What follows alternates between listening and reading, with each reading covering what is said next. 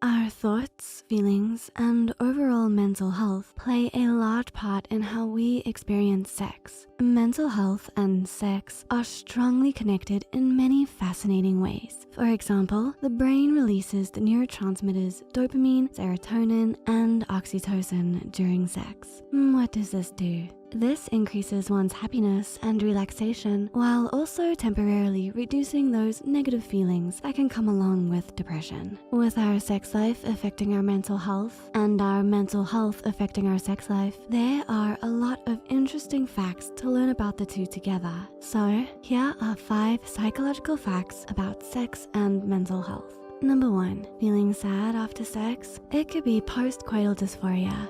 You've just had great sex, but then you start to cry.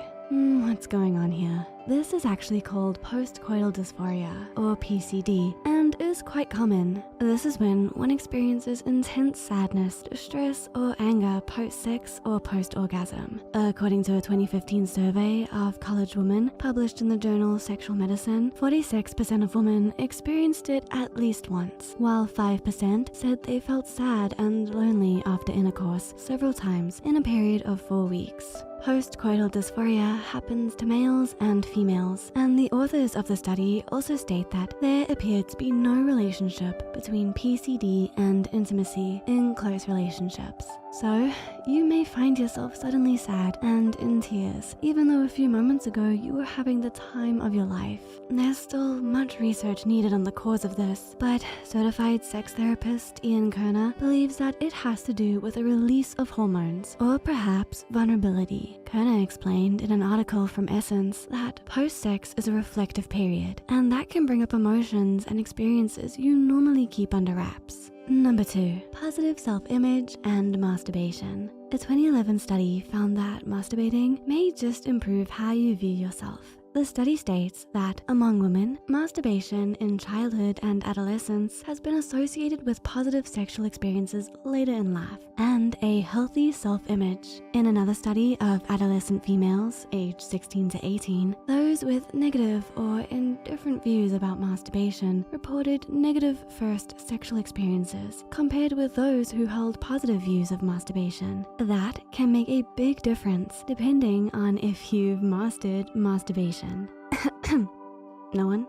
While the study's results indicated the majority of males reported masturbation at 73.8%, while females reported at 48.1%, the topic is still highly stigmatized with a negative view. The study states, underreporting by adolescents has been found even with the use of confidential reporting techniques, further showing the shame and guilt that can be rooted in this topic for some. The study goes on to include highly interesting information on the topic, with sex education often omitting the topic of masturbation, parents having a difficult time discussing the topic with their child, with some having, the study says, the hope that their children will view masturbation unfavorably. The study also explains that in 1994, when U.S. Surgeon General Jocelyn Elders recommended including masturbation as a topic in public sexual education, she was heavily criticized and ultimately resigned. So, what's all the fuss? It looks like from the results of this study, your sexual experiences and self-image may just have a chance to improve a bit.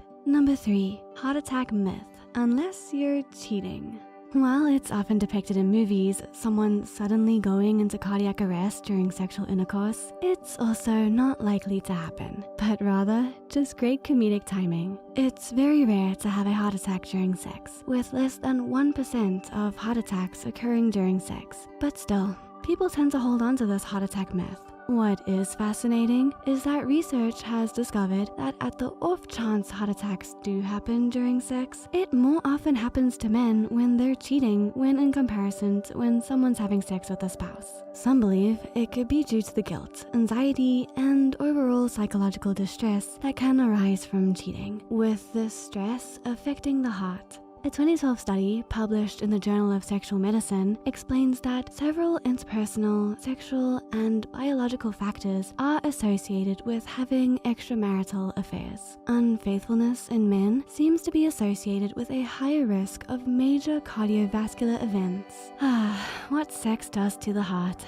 Number 4, arousal non-concordance. As mentioned before, our thoughts, emotions, and state of mind are an important part in sex and arousal. A research study published in 2020 found that sexual inactivity increased among US adults, predominantly younger men, between 2000 and 2018, with potential public health implications. So why is this happening? The study's authors have a few ideas. The study states that rates of depression and anxiety have increased among young US adults. US adolescents are increasingly postponing the start of adult activities, including sex and dating. And it has been hypothesized that the introduction of smartphones has resulted in less opportunity for and skills in real-world human interactions. So how much can anxiety affect someone's sex life? Well, for one, it can be pretty difficult to relax enough to enjoy sex if you're experiencing anxiety. There's also arousal non-concordance. This is when the mind does not match up with what the body is feeling. Your body may be aroused, but your mind is just not feeling it today, or the other way around. This often happens to males and females with anxiety. Self-consciousness can also play a role along with anxiety when it comes to sex. According to Joe Court, certified sex therapist and psychotherapist, with males, not performing can make them even more anxious, which then perpetuates the erectile dysfunction.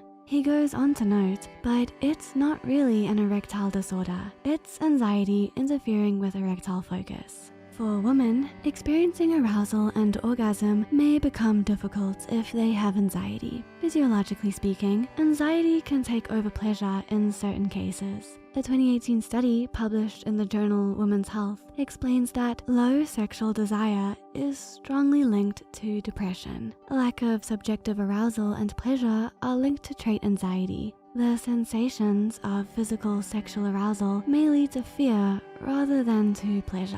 The study goes on to explain that the most common type of sexual pain is 10 times more common in women with previous diagnoses of anxiety disorder. Clinicians often do not routinely inquire about their patients' sexual concerns, particularly in the context of psychotic illness. But careful assessment, diagnosis, and explanation of their situation is necessary and in keeping with patients' wishes. Number 5, time to get creative. Remember good old oxytocin? This hormone is released during sexual activity and linked to the intensity of orgasms, according to Healthline. But did you know that this love hormone can also get you feeling creative? UK psychologist Dr. Becky Spellman explained in an article for the private therapy clinic that although oxytocin is intended to make you feel closer to your partner, it's also able to create cognitive flexible pathways in the brain, which can foster creative thinking and improve problem solving. The power of oxytocin and sex.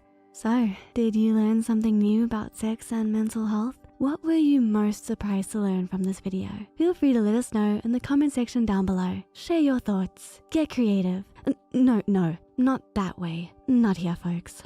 Did you enjoy this video? If so, make sure to hit the like button, share the